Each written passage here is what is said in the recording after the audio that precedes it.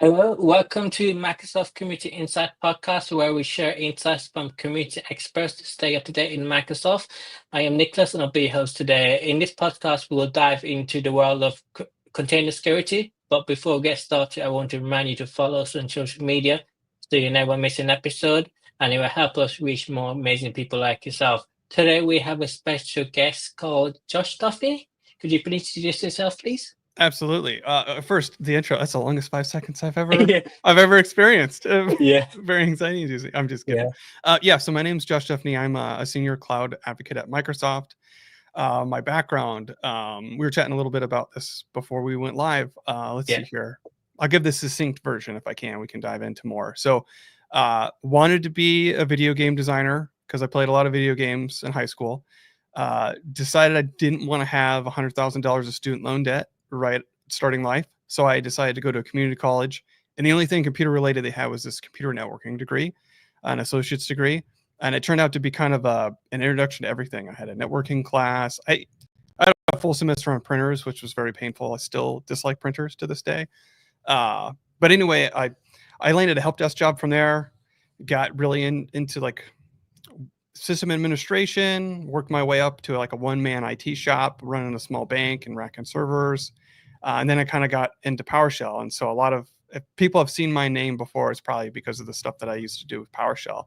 But anyway, that led me kind of down the DevOps path. Previous to Microsoft, I was an SRE at Stack Overflow. And then I got recruited in by Mike Robbins, who's familiar in the PowerShell community too.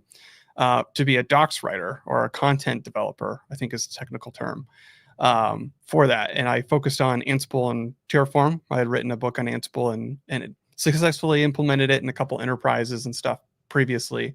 I did the docs writing for about 18 months. And then I got the opportunity to join the CloudNative team here at Microsoft in the DevRel organization for advocacy work, which was a good split for me between some of the content creation and speaking, which I enjoyed doing. And I'd done that a lot in my past. I ran a PowerShell user group and other user groups before, spoken at many things, different conferences. So it seemed like a good fit. And then I landed somehow in container security for probably like the past 2 years or so. So it's like, I don't know, how long have I been working?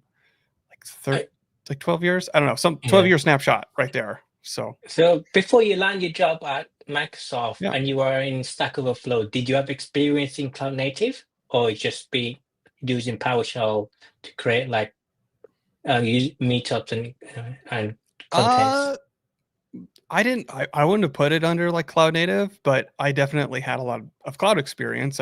What's the introduction AWS cert? So before Stack Overflow, we had the company I worked for had AWS and Azure. So I had to Yeah. work in both clouds, and we had on-prem, so we had to do all that. So I'd been working in the cloud for a number of years, probably before the term cloud native came about.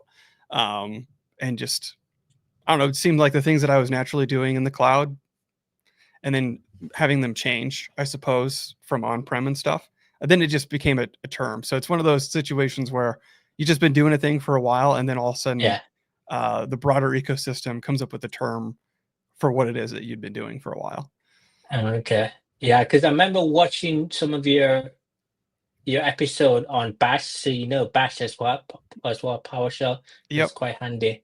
Yep. Yeah, I Yeah. got forced into that once very interesting paradigm shift. So outside Microsoft, I was Yeah. like Windows system administrator, PowerShell guru, doing DSC, like even wrote my own. Actually, DSC v3 just came out and they have the ability to do JSON representation. Back in 2016, I did a Yeah. talk where I wrote a module that abstracted DSC into JSON. So that's pretty cool to see that. I don't think they used any of my work or anything like that, but just that idea transferred. Yeah. Okay. So as today's session is the world of container security. So there, let's talk about the main, like the introduction. So what's container security and why is it important? The area that I've been working in, so container security is pretty broad. So I'll narrow it down to the areas that I've been working in. I've been working with a couple open source projects, Notation, which is a digital signer. You can think of it that way. Yeah. and then their Ratify, which is an admission controller for Kubernetes, and then copacetic. So that would be for the patching. And all those are related to the software supply chain in containers. So container security, most people would immediately think chain guard. That's really focused on the images and making sure that those images are used in the best possible way. That's a big part of it. A lot of the work that I've been doing is somewhat on the other side, right? Okay, we have this good image that we trust or want to trust. How do we signal that trust? And that's where the signing comes into play. And then how do we know what's in here? And that would be something like an SBOM. And all of these are, it's been an interesting thing to watch in the industry because it's more work and definitely not something that the average developer wants is more work. But there is a lot of pressure from especially like government agencies and working contracts with government agencies where they're now mandating these types of things to improve the supply chain, to avoid supply chain attacks from happening. So it's an evolving ecosystem. Yeah. One of the important point is like keeping your images up to date and don't have updated images because it will lead to having vulnerabilities in your code. Right. So yeah, I wrote a series on copacetic, which is the patching tool. And in writing that, it just brought me back to my first kind of epiphany. So I was learning Kubernetes and getting into containers as when Docker was really starting to come on the scene. And one of my first thoughts, I remember, because I'd battled Windows updates like my entire career, VM updates. And I was like, oh, finally, I'm not going to have to worry about this problem again. Here we are 10 years later. I'm having to worry about, vulnerabilities in my images that I have to patch. Or you can patch by updating the base image. We can get into more detail at that later. But at the end of the day, there's still vulnerabilities in these container images and systems. It didn't solve the patching problems per se. Exactly. Like we still have to have systems around updating things to make them not vulnerable. Okay. So the free tool, Copacetic News, and the other one, I take it there's CNCF approved. Sandbox. Yep. Can you use it via Helm, or is it like automated if you have a Helm chart? Ratify you can. So that is the only of those 3 projects that would sit on your cluster. The other 2, Notation and Copacetic, are both CLI tools that have GitHub Actions. Okay, so we have to automate it. Okay, built in. Okay, so what are some of the use case of like impact use case that you think both of the tools do have? Do you just have to use all of them, all the two side by side? You can use all of them. So here, let me just show you a repository. Yeah, sure. Would that work? Yeah, here, let me clean up my very messy desktop. Oh yeah, before I mentioned, I remember the tool that we use, NetScaler? No, New Lector. Oh, I've not heard of that one. It's like a container security thing. It's like images thing. Does it like have a scanner and? Yeah, built in, but it have like you have to pay for license. It's not open source, I think. Okay. It may have a community license. Let's share a screen. Let's see. Let's go to see it. Oh no, is it going to make me have to drop? I've used this before. Let's see here. Window. Yeah. I want this one. I think it's present. Yeah, got it. All right, fantastic. So this is a little outdated. I will get to, if my build talk gets submitted, I will definitely take another pass at this. But here, this will give you the full picture here. So if we look at this, this little graph here will give you an idea. So there's kind of 2 phases in this. There's the build and the deploy phase. So there's another tool I haven't actively contributed to, but I use all the time, which is Trivy. So Trivy is a vulnerability scanner. It's probably, your tool might be using that, because I think you can scan like infrastructure code, like Terraform code as well using Trivy. Oh yeah, it can. Yeah, misconfiguration and if you use the secrets and stuff. Sure, absolutely. So Trivy is just a vulnerability scanner and misconfiguration scanner, for lack of a better word. I'm sure their bio will give a more accurate description. But essentially what that allows you to do is to generate a report of like what's vulnerable in this image. So what you can do is you can hook these all up with GitHub Actions, which I'll show you in a second. And then the next step would be, wouldn't it be super cool if we could remediate those vulnerabilities based on the report. And that's where copacetic comes in. So copacetic will take care of OS level vulnerability patching for container images, and it can ingest trivia results to do targeted patching. It also has the ability to just patch everything to the latest on your system. If you want to, if you're feeling risky and you want to go that route, you can. But the trivia one will just, I found a CVE for libc, I'm going to update libc or whatever that might be, and the report takes care of that. And then, so now we have this image that we feel pretty good about. How do we signal trust? And that's where the notary project or the notation CLI comes in, and you can more or less stamp. You put a digital signature on that container image, a notation. So another option would be cosign from Sigstore. So you could use that as well, and that creates a digital signature on the image, and that becomes important later on. But there's a distinction between, well, I think they can do both. If you use the beta features for cosign, they both can use the refers API, or it'll create like another a signature artifact on your registry. And I think I might have some packages that we could see what that looks like on here. We'll see if I do. No. I bet maybe Yash does. So have you used this on production environment before, or is it just like POC? Well, I know it's being used in production inside Microsoft, but okay. Nature of my role is they don't let me in production very often. Right? So they actually just kick me out of like production tenants and stuff, and that's just the nature of my role in the advocacy. I'm not responsible for any internal production systems.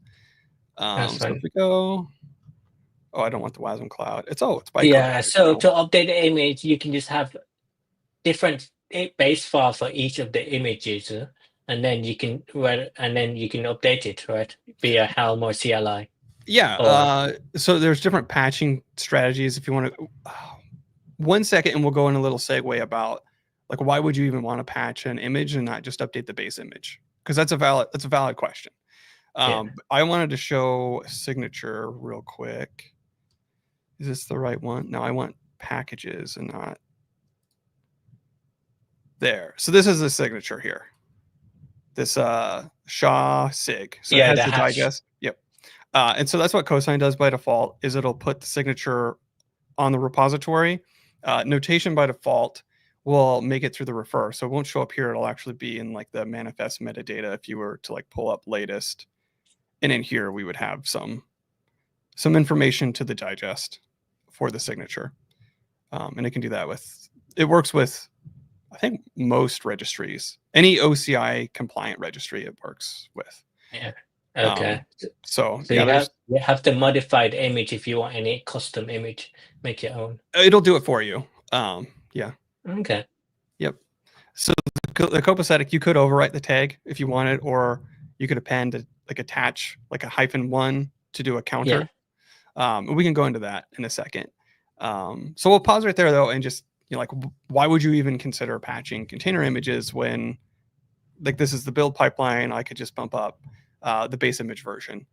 When you can do that, then I would say don't do patching. I think what was it? ChainGuard just had like something on their X profile of a big billboard that they put up that they had like patching something, and they crossed it out and they said secure future.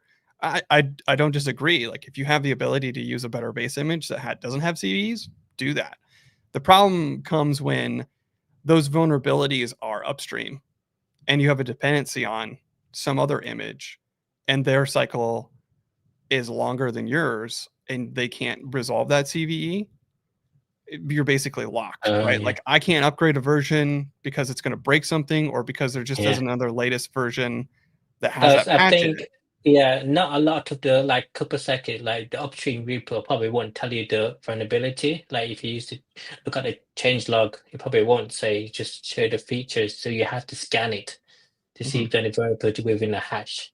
Right. The image itself. Exactly. Yeah. And so it's most useful when you've got an upstream dependency that you just can't update the base image for. How do you get rid of those vulnerabilities? And copacetic is a good way to automate that. Technically it's super cool using BuildKit to like break apart your container and patch it and create a new image. It's pretty cool. Have you used this via Azure DevOps before, or is it just CLI? Oh, it works in Azure DevOps, I believe. What's the GitHub Action equivalent for Azure DevOps? Is it just a task, or I forget the name? It's a task. Yeah, so there's a copacetic task for it. Okay. And is it for the Node.js, the other one, Trivy as well? I know that there's a Trivy. Yep. And then, okay, so lots of them have the task. Quite cool. Yep. So is it possible just like if you create one base one file to update the image instead of updating lots of image for each of the tool? To have like a golden image, is that what you're referring to? Yeah. Yeah. So let's see here. Let's go to Copacetic's documentation. So if you have like you have a .NET image of .NET and you can update that, then it will patch the latest without, and then you can patch it with whatever image you want, whether it's a patch image or an actual latest image. I think so you could do this dynamic tagging where you basically say like, here's the base tag that I'm patching, but then I'm always going to override this version tag. So the patching you would want to do per version. So there would be another version of this, like there would be another tag for 1.25. You would have another one that is always patched. That's one tagging strategy that you could do. That'd be the dynamic one. The other one is the incremental one. So you can just see there in the docs, like the first time it goes through and patches, it's going to be -1. The second time will be -2. The problem with that is you have to go you have to go back and update your manifests. And I don't have this ready. This would be cool to add in, but I'm working on setting up a sample repo that uses Dependabot to be able to come back and say, hey, I detected a new patch version of your image, just like it would any other dependency update, right? And do a PR into the repo to say, hey, let's update the image to a new patched tag. The issue with the other supply chain tools down the line is if you're not using the tag and you're using the digest. So for context and people that don't know, each tag has its own digest. If we look back at this, this SHA right here is the digest. So you can actually reference container images in your manifest by digest. And that's the reason that's good is because it's not mutable, meaning if the image is changed in any way, it gets a new digest and it won't pick it up, which is inconvenient if you want that, but it also improves the security because now you know for certain which exact tag and version of the image you are going to have deployed. But if copacetic patches, changes the tag, and then that digest is actually used by the signing tools. So the other tool that I didn't get to yet. Yeah, go ahead. So whenever you use the signing tool, do you just get a new digest? You do. Yeah. Okay. Yep. Okay. Yeah. I'm curious to know. Sure. Is there any like open source tool that's equivalent to this? That's like a web competitor, or is this is the one that's well known in Microsoft or in the CNCF landscape? Which tool? Where it's going to be copacetic or Notary? Notary. So the notation CLI, its counterpart would be Cosign. So the Cosign CLI from Stixor. Yeah. They just create the signatures in a different way. The biggest. Here's what I would say: if you have a mature PKI public key infrastructure inside your company, like you're a large enterprise and you have your own keys, notation is what you want to use. But if you don't and you just want to have a signature, Cosign actually has something called keyless signing, where it will basically get rid of the private key so it can't be used again. But then the public keys are made available, I believe what's it called, Wrecker. So that way you can verify the signature, but you don't have to maintain your own PKI infrastructure. So that would be the big delineation, and at least in my mind, like if you got a mature PKI system and you need to use your own certificates, that's where notation shines. And then Cosign's on the other side, where maybe you're doing more local development, or you just don't have the infrastructure, don't care to have the infrastructure, and you want signing. And I'm sure they have offerings to kind of offload the PKI infrastructure. I'm just not super familiar with their product suite. So I can see this improving by having a little dashboard. I've seen any outdated images, like when like internal, like what developer or DevOps can monitor, and then we can just like we can just update the image accordingly using automation, whether it's GitHub or Azure DevOps. Yep. I'm interested to see if there's something can be built in, like monitoring stuff on it. Cubescape might be doing something like that. This is a tool that popped up on my radar recently. I haven't dove into it yet, but it integrates with Copacetic. Okay. So this might actually be kind of what you're envisioning. You probably can interface it into like a GUI, right? Like when people like a front-end GUI. Okay, that's quite nice. So it's easier for like developers or anyone to log in and can see the vulnerability and patch it themselves by running the automation tool. Yep, that would be. It's hard for me sometimes not to put on my SRE platform engineering hat and want to build those types of things. But those are lots of time. This is more putting together open source tools. Something, a product could definitely sit on top and use all of these things together and make it a lot more seamless. And I think that's what needs to happen to make it more palatable for companies and organizations. This is a lot of additional work, but this is what it would be doing under the hood. There are a number of features inside Azure. One would be the continuous patching for ACR. So it uses ACR tasks to do the copacetic stuff for you. And then it takes it out of your workflow and makes it more of a platform checkbox type task. Yeah, because normally we're trying to make everything self-service so people can just run a pipeline and then it will update the image. So we'll just put in the YAML and submit to PR. Yep. So whether it's looking at the dashboard to see vulnerability or not. So this would all take care of it inside of a pipeline, but this would require all the dev teams to kind of adopt a similar workflow or a templated workflow, right? Yeah. So the other end of it. Oh, go ahead. Yeah. What's the result you get at the end? So do you get like a result of something that's outdated images with SVE, the vulnerability? And then someone can actually check whether it's an actual vulnerability or not. I don't know of anything that I think there's some Azure features that would be able to do continuous scanning on your registry and then present you with diagnostic information there. I haven't looked into it too much. That's what I'd imagine it would be going. Right now it's point and click in the workflow. Trivy runs inside that report. You would see your vulnerability list. It's not displayed on any kind of dashboard. It's displayed here. There are flags with Trivy that you can use to stop your workflow and fail it if a certain number of CVEs exist, even after you patch or during the scan. But yeah, there's no dashboard, at least in my current markup. There we go. And you say this can be integrated with GitHub dependent bot or something that does the PR scanning for vulnerabilities and stuff. So you don't really have to scan it yourself. You can get PR that's been raised and just review it really. Yeah, that's the kind of the end to end for if you're just wanting to focus on like GitHub workflows. Yep. And that dependent bot obviously works for Azure DevOps too. Because I think I use something similar called Renovate. It does image like for versions, but I think it probably can integrate with this. It's similar like dependent bot in a way. Okay, very cool. So have you got any? Do you know any examples where this is used in companies, or is it just Microsoft at the moment? You're not aware. Alibaba's been pretty good with adoption on Ratify. They've got some solutions. So let me go to the deploy phase a little bit and just talk about that, and then we can hang on to more customer adoption.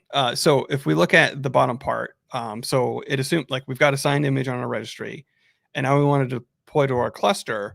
How do we put some teeth to all this work that we did during the build step, right, to produce this artifact that we trust?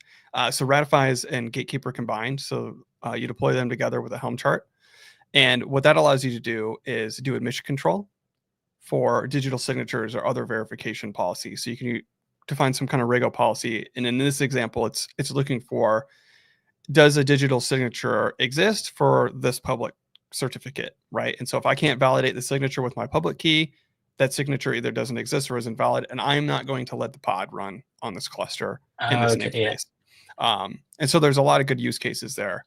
Trying to think, what are the other customers by name, or if I should say names. But You don't have to say name. yeah, there are okay. definitely customers using it. A lot of these are actually being baked into features, right? Like features inside ACR, features inside AKS or whatever it might be. For example, like with Ratify and Azure, you can define an Azure policy that converts to a Ratify configuration. So that way you don't have to apply another kubectl thing. It can just be any AKS cluster that gets deployed to this resource group has to have signed images. And then that translates down to Ratify. Yeah, I guess the good thing about is that it's a security aspect as well, because it constantly get updated as well with new images and stuff, and it's being maintained by the CNCF. So that's a good side about it. Yep. Yeah, all those projects are. I don't know about Trivia, but copacetic, notation, and Ratify are all CNCF projects. Okay, brilliant. Do you have a picture of what it will look like as a result when you run it? Yeah. I think I have some successful runs. Or maybe I don't. I deleted them. I don't know. We'll find out. No worries. So it'll just give you like a trivia, because I know trivia just give you SVE, like whether it's infrastructure code or any code in general of the list. But you just, for the rest, it just give you the hash with. So it's just trivia that is bring up, right? Most of the result. Yeah, well, here, let's just look at the workflow. We'll see. So this is a little outdated. I'll show you a more recent one for people that are more on the platform engineering side. Yeah. Because a lot of this is being done on the developer side, which might be hard. And maybe you just care about patching the images in your registry. And I'll talk about a continuous patching workflow here in a second for at least GHCR. 1 second. Excuse me. So yeah, if we just, let me bump this up. The general workflow is we're going to log into Azure. Log into ACR. We're going to build our app, right? And then we scan it. So we scan with the trivia action. That's going to output this patch.json. And then we're going to patch it. So this can be replaced. There's a GitHub action for this now. So this can be replaced. I'll show you that in the next one. We're going to patch the image. So I'm just outputting what the digest is going to be. And then push the patch image. So I'm going to push the patched image after copacetic patches it. So copacetic's going to patch it. It's going to create a new image locally with the tagging prefix, like -1 or whatever tagging strategy you're going to use. And then I'm capturing that digest at the most optimal time, which is right after it's built. I'm going to capture it. So there's no chance that I'm grabbing the wrong digest and someone put another layer on this image with something malicious in there and I didn't know. So I'm going to grab that digest right there. And then that's where notation comes in. Notation has an action as well. So I'm just setting it up and then I'm signing it. And then that puts a signature on the refer API that can be validated with Ratify later. And then so if you looked at, I think I have Terraform code in here. This sets up the AKS cluster. And then I'm using, in the demo, I actually set up Ratify. So it's not part of my infrastructure as code because it's part of the demo script. But all this you can walk through as a demo. This demo SH goes through every single step in the workshop. So that's from like a pipeline perspective, but let's say that you wanted to what would it look like to continuously patch a registry? And so I started this repo and I walked through this in a blog post series for people that are interested. But it looks like this. Oh, go ahead. This would go through like ACR, for your, and it's patch all the images to see if they're using the correct image or not, if they have any vulnerability. Yeah. So there's a continuous patching private preview for the AZ CLI that basically does just this. I just did it for GHCR and I wrote it gave me an excuse to write some Go code, which I can show you in a second. Does this look at images that's, for example, older than 3 years or 3 months or something? It'll look at everything on your GHCR repo. Yep. Everything. So essentially what it'll do, if we look at this little flow chart, it sets up, it gets your images from GHCR, it outputs a matrix, and then it loops through the matrix and patches. So let's just look at the workflow real quick.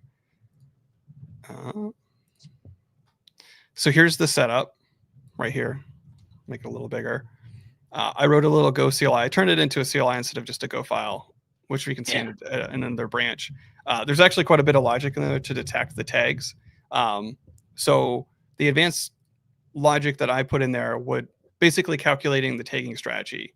So I'm only going to grab the latest. So if like netmonitor has a -1, I'm only going to patch -1 and not 0, because 0 came before -1. And then if I patch both, they'd be at equal patch level. You should, then why not just flatten it down to 1 tag? So there's a little bit of strategy there. And then I'm calculating the incremental on that. And that looks like, let me open a new tab. The output for that CLI improved looks like this. I called it contiguous. I thought it was clever. Maybe it does. I don't have a screenshot, maybe. But essentially, you would do this list, and then it would output a JSON of here's your current tag and here's your next tag. And then GitHub Actions is pretty cool because you can just use from JSON to generate your matrix. Yeah. And then basically go through. So for each image in the matrix that I identify that needs a patch, I'm going to go through and generate a trivia report. I'm going to check the vulnerability count. So if the vulnerability count's 0, I'm not going to bother patching because copacetic's just it's going to fail and say I couldn't patch anything. This patch tag is taken care of, and then the new version is CLI, but this is just some bash. Again, this is why I've had to learn more bash, is because of GitHub Actions, to be honest. This calculates the next patch tag based on a tag. Then it goes through and runs copacetic, logs into GHCR, and then pushes the patch tag. So the next part of this workflow would be like, okay, I've got all these new patched images on my workflow. How do I automate that final step, which would be the PRs into the code repos that are using those images? And that's where Dependabot will come in. So that's next on my list to tackle. Okay, no worries. Yeah, it's quite good that you can automate this, and probably can make it a self-service for anyone or developers to run, just add the images. Okay. Yep. And so here's an example. Here's the setup, and I only had one image, but 2 tags that need to be patched, right? So let me shrink it a little bit so you can see. But then, it just goes through. This one didn't even need to be patched, so it skipped it. But so this is probably good. You can probably build in this with some alerts as well. When someone's image has been outdated for like 1 month, you can alert you so someone can patch it. So you could this continuous patching thing. I have it on an on-demand trigger, but you could a cron job, like whatever you wanted to do. Just kind of show you like what's possible with it. Like I said, Kubescape's doing something with it, integrating with Copacetic to make this more full-fledged. This was just to give an idea of like what you could build with it, and a lot of people are doing with that. I think in ACR, they're working on the continuous patching thing, solving a lot of these problems. As you dig into it, there's issues, like I mentioned with the signing, like how do we make sure that the signature is still valid? How do we update? It's funny, just last year, I contributed the logic for Ratify to support inversions of keys. So basically, it'll look at your key vault instance, and if you have more versions that you've created for a key, it'll auto-update the cache, which solves the next problem that the continuous patching does. Like, okay, what if I signed it with a new key? Do I have to go then update my verification engine? The answer is no. It'll dynamically pull. So that was kind of cool to see that dev work get used. Okay, so it looks like it's quite a good tool to patches. Is there any to get this set up and running? Is there any challenges that you have to do? I take it one of the challenges you have to know bashes, right, or just use your task. Well, so the way that I've set it up, if you tomorrow's on my to-do list tomorrow is to take so if you want to use GHCR, that's what I scope mine to. You could actually just take my actions and plug them in and it would work. The only thing that you'd have to figure out if you're not using GHCR is figuring out what tags you want in your matrix. And you could manually define that. So if we go back and look at this one, I had an example. I had an example of using just a static matrix. So if you knew that the tag names that you wanted, you could just define your matrix like this, right? But I wanted to be a little bit more pragmatic, and so then that required me to go in, write my own logic against GHCR. So that would be the biggest gap right now, is you need some mechanism to feed into the copacetic workflow what images you care about. So if you want, you can use my Go code. That's fine. Yeah, that's brilliant. Yeah, it's open source anyway, so it's good. So do you reckon that the tool that you show us today is the future of container security, like containerize? I would imagine it's kind of the foundations. I think they're like what you were talking about earlier. These will be wrapped into other tools that probably cost a little bit of money. That just make it easier, right? That's kind of the trade-off with open source. But if you want to build your own type of solution, all the tools are there to improve the supply chain. And again, in the CNCF, so like they're stable, and you know that they've got good investment in them. They're being used internally for Microsoft. They're being used internally at other big competitors too. Like one interesting thing, like AWS and Microsoft are both working on notation. So they're collaborating. We're collaborating on that one. But yeah, so the tools are there to put it in there if you want to go the open source route. But I'd imagine there's going to be some cool tools that kind of wrap all this and make cool buttons.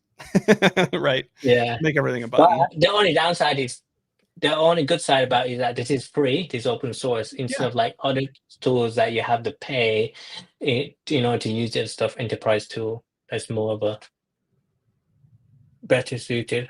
Yeah, so that's the okay. So as this episode is coming to an end, we always like to get to know our guests.